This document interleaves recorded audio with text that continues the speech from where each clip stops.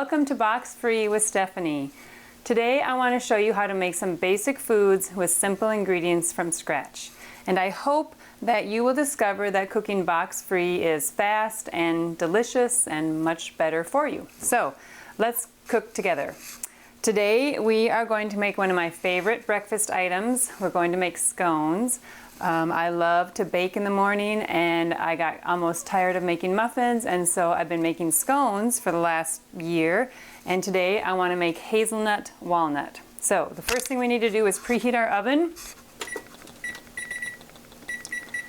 We want that to be at 400 degrees so that when we're all ready we can pop them in the oven, and this does not take very long, so we need it heated right now.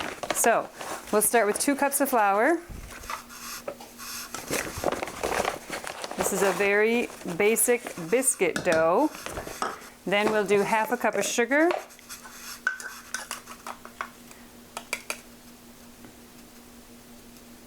About like that. It doesn't have to be so exact with scones. Then we'll do some baking powder. We need 2 teaspoons of that.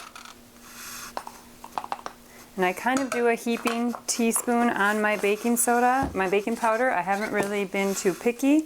We'll do half a teaspoon of salt.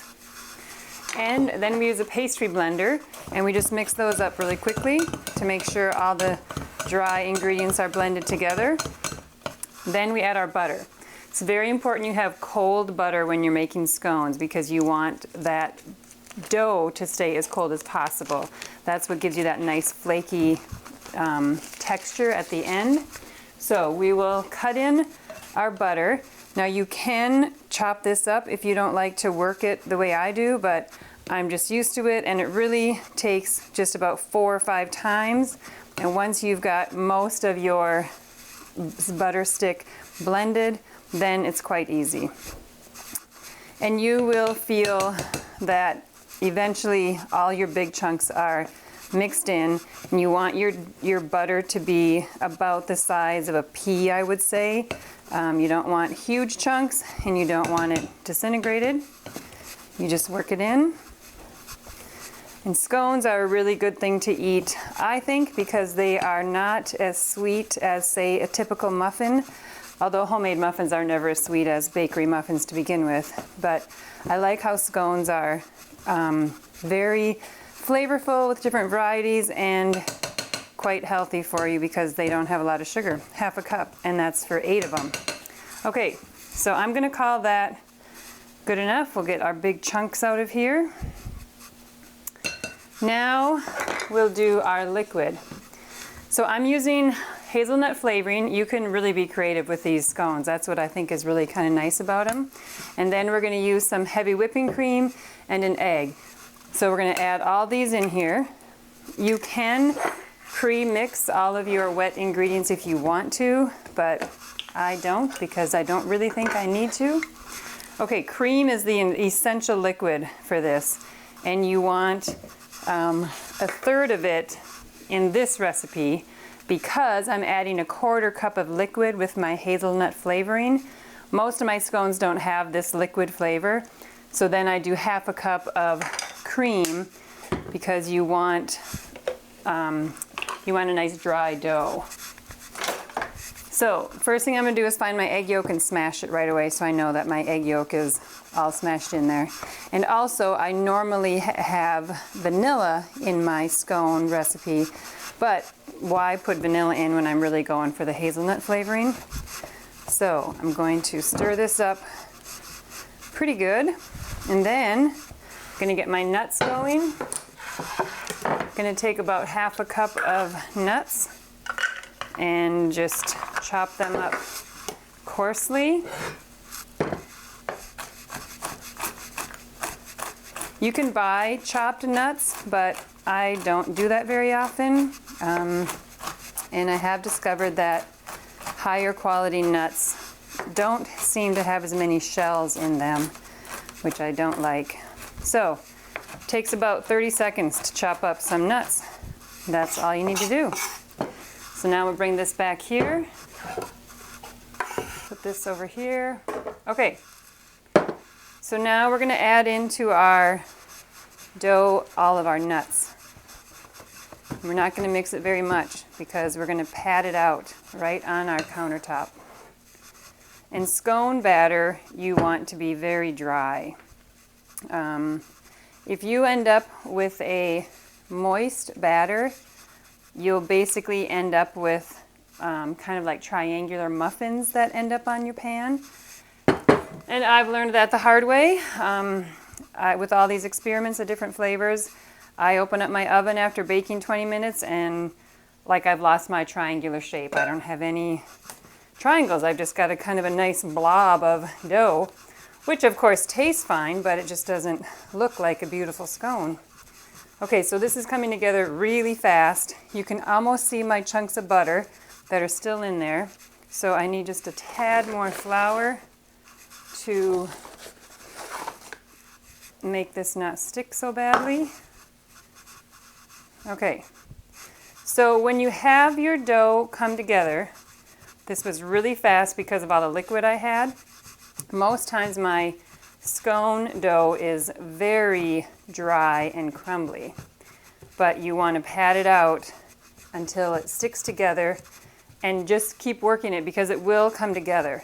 And then you want it about the, up to your knuckle. You want kind of a nice thick scone. That's what gives them the nice feel of a scone versus the muffin. And then once you have about an 8-inch disc, you're going to cut it into your pizza pieces, your 8 pieces of triangle shapes. And this is a little bit stickier than most of my dough, so I'm hoping I keep my shape once I get them in the oven. Then you just lift them up, put them in your pan. You don't have to grease the pan because we have a nice amount of fat from our cream that's already in our batter. But I do like to flip mine and invert them so they kind of go every other direction and they just get a little more room. Okay, so they come together really fast. That's one thing I love about scones in the morning. Now the little trick that I'm going to do is pour a little bit of cream on each one. And you can use a nice pastry, oh my gosh, what's it called? A pastry brush.